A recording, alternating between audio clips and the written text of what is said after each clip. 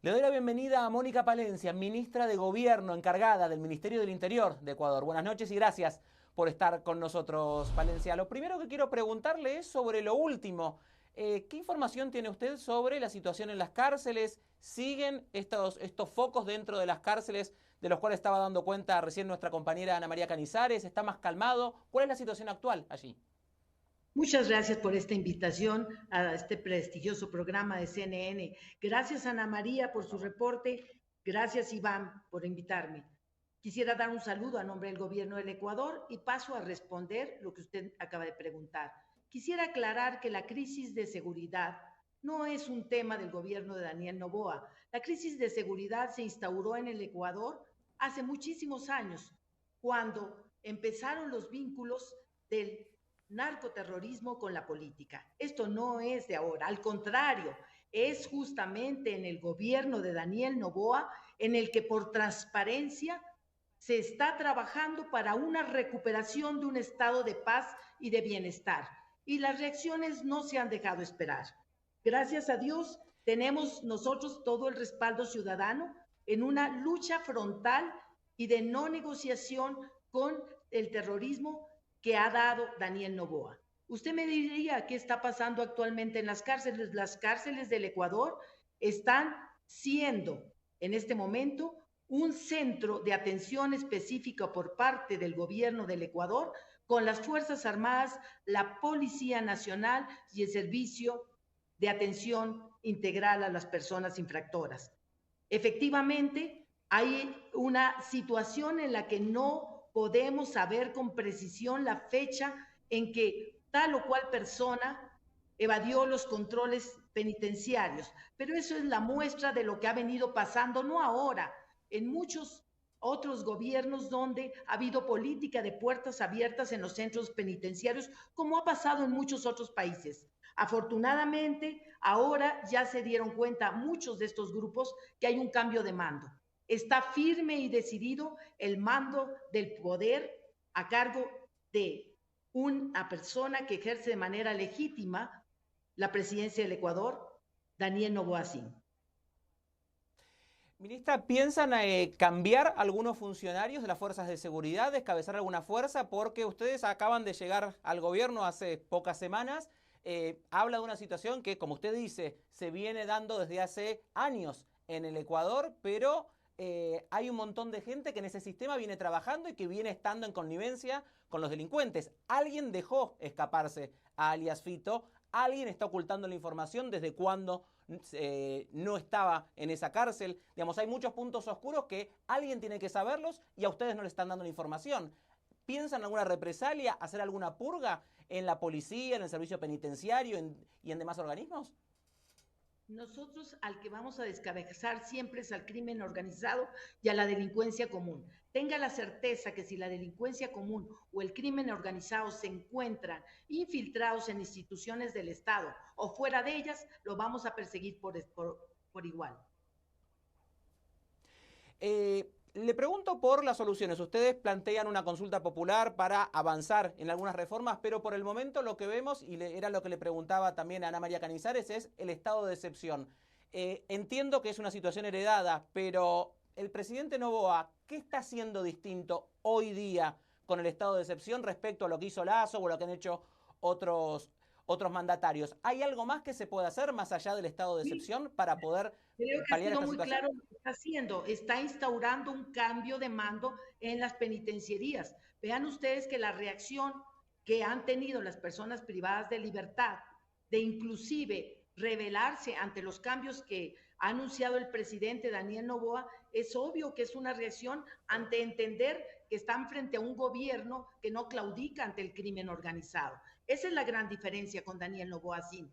Vean ustedes que ni siquiera tenemos nosotros en territorio interno esa delincuencia común transnacional como existe, por ejemplo, en Guatemala, Honduras y Salvador, que nos llevó a aglutinar esfuerzos en contra de un grupo identificado como eran los maras, y digo ya en pasado porque veo que hay bastante control, los maras con los maratruchas y los M18. Nosotros tenemos muchos grupos que ni siquiera quiero mencionar porque no quiero repetir etiquetamientos, y Nosotros tenemos algunos con vínculos transnacionales y otros con vínculos localizados, con estructuras de poder armadas y transversales en diferentes centros penitenciarios.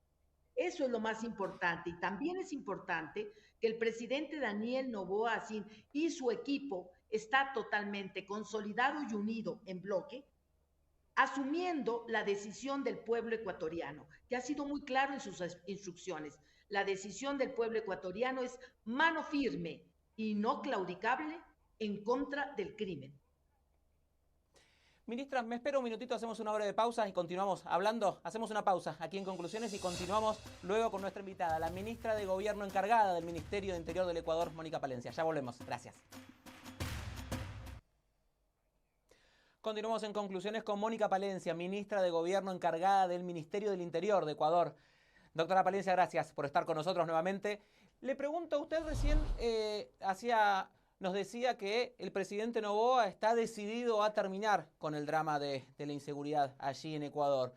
Y lo primero que me surge preguntarle es, ¿tendrá tiempo de hacerlo? Porque su mandato es muy corto, tiene poco más de un año para llevar a cabo. ¿Le alcanza ese tiempo para que haya un cambio significativo con el tema de la seguridad y de las cárceles en Ecuador? Bueno, el presidente Noboa, ante todo, es un planificador, un gestor y un ejecutor formidable. Él tiene muy claro que estos son procesos, pero los procesos han iniciado y a una velocidad inaudita.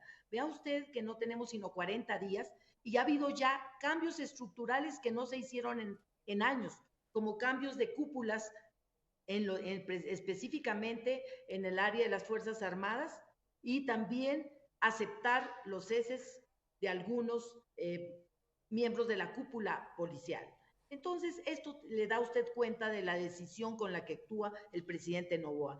Ha presentado una consulta popular que en este momento está siendo analizada por la Corte Constitucional con temas que son fundamentales para la seguridad del Estado. Entonces, es una persona que sabe perfectamente sus tiempos y está actuando a la velocidad posible para poder estructurar los grandes cambios que el Ecuador necesita. Reitero, el Ecuador es un país sudamericano con 17 millones de habitantes aproximadamente que necesita del apoyo y el concierto internacional. Es un país muy bello y es un país que está dispuesto a luchar por la recuperación estructural de la paz. Y digo estructural porque nos hemos visto abocados a hacer esta guerra en contra del crimen para poder vivir en paz, fortalecer los vínculos internacionales, nacionales, que funcionen las empresas sin miedo y la vida de las personas sin miedo. Sí. Son procesos en los cuales estoy segura todos los ecuatorianos están totalmente comprometidos. Quiero preguntarle por la consulta popular. Hemos venido hablando de esta consulta popular, particularmente en este programa hemos hablado con algunos constitucionalistas ecuatorianos y cuestionan este sistema porque dicen que gran parte de las preguntas que se incluyen allí son acciones que el presidente podría directamente enviar al Congreso, a la Asamblea y podría avanzar. Teniendo en cuenta justamente, y vuelvo al tema del tiempo del mandato, que no es un dato menor, que es corto este mandato, ¿no se puede avanzar directamente yendo al Congreso en vez de ir a la Corte, buscar la ratificación de esta consulta, hacer la consulta? ¿No se pierde demasiado tiempo en eso? ¿No se puede ir directamente al Congreso y pedirle al Congreso que cambie las leyes que hacen falta para que el presidente pueda llevar adelante su política de seguridad?